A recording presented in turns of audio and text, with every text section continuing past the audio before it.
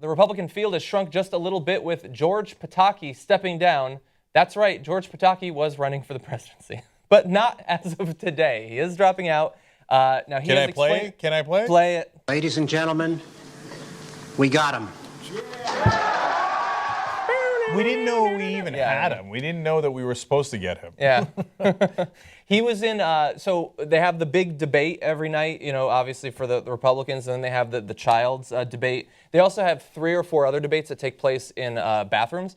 He was in one of those every time. No, he was a very small candidate, but I want to give you some of his words. He was a little person. He was a very small Very, candidate. very small candidate. He was like tiny. this. Like he actually fit in Jeb Bush's pocket. Give him a break. Give me a break. But we want to show you from Pataki's point of view why he is going to be dropping out and what he wants the eventual Republican nominee to accomplish in this video.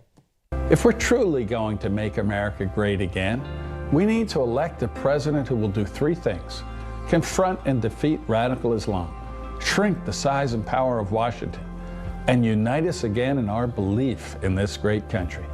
As governor on September 11th, yes, I saw unspeakable horror, but I also saw Americans united as never before. On that day and the days that followed, we weren't black or white, rich or poor, Republican or Democrat.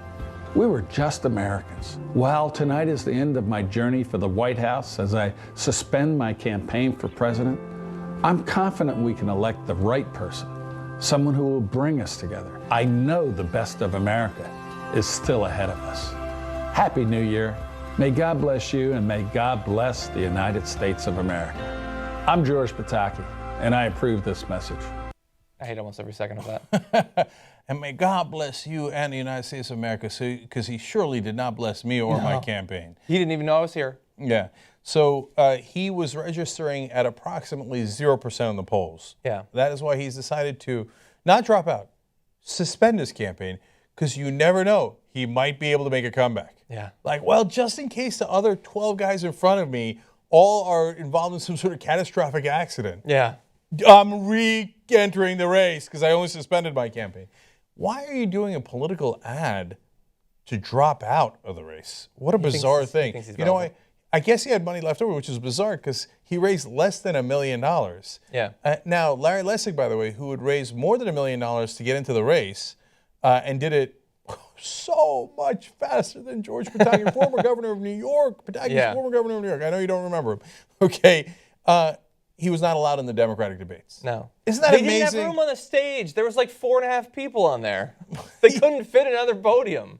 So Plus it'd be off center. Yeah, and I know, look, the debates that Pataki was in, they call them the kids' table debates, which is so demeaning that It's so demeaning. if it wasn't for Republicans, it'd be terrible. But since it's Republicans, it's wonderful. Yeah. But I wouldn't want to be at the kids' table. But I mean, they put people on there who were registering at 0%. On the Democratic side, they're like, no debates. Put them on Saturday night and don't let anybody in them. Lessig's at over 1%. He's raised over $1 million more than most of the Republican candidates. No, not legitimate. Not legitimate. He's talking about taking money out of politics. No way. Don't allow him anywhere near television. He apparently raised almost $1 million. Who's the dumb schmucks that donated to him? Probably family members. I'm sorry. He's probably got a couple wealthy family members. A couple things I want to mention there. I'm going to try to go backwards. May God bless you and may God bless America. May God bless you. I can understand you saying that. I think it's unnecessary, but I can understand you saying that. May God bless America. There's absolutely no reason why you need to say that to another person. Just say it in your own time if you actually wanted to do that. Why the fuck are you saying that in public? He also said...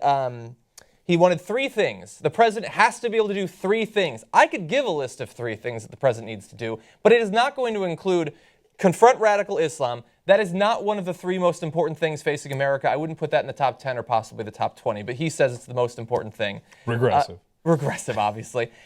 Bring us together. That's what the Republican nominee is definitely going to do. He also said, by the way, that after 9/11, we weren't black or white, poor or rich. We weren't Republican or Democrat. But you idiot, don't you remember that mere minutes after the first tower went down, there were Republican politicians lobbying to invade Iraq? Some of us were still Republicans in the wake of 9/11. So Pataki was a terrible candidate. He apparently has a pretty terrible political philosophy. The one thing going for him is he actually despises Donald Trump, supposedly. So he is not a complete idiot, but he is now officially and not just sort of de facto running for the presidency. So we'll end on that point. I mean, this guy's considered one of the moderates in the Republican Party, and that's why he attacked Trump and got into fights with him, et cetera. But what does he do? Number one priority, attack radical Islam. Now, is radical Islam real? Yes. Yeah. Okay. Should we be fighting against ISIS? Absolutely. So, but when you put that as one of your three priorities, and the other one is just like nonsense, bring us together. Shrink Washington. No, shrink you Washington. Don't mean it. You don't mean it. It has never meant anything. It's a lie. Okay, but that's standard Republican fare, right? Yeah. But shouldn't a category, instead of being attack radical Islam, keep us safe? Like, even if you want to keep it broad, right? From all the different enemies. So, like, for example, in America, there's 5 times as many attacks and fatalities from right-wing terrorism as there is from Muslim radical terrorism.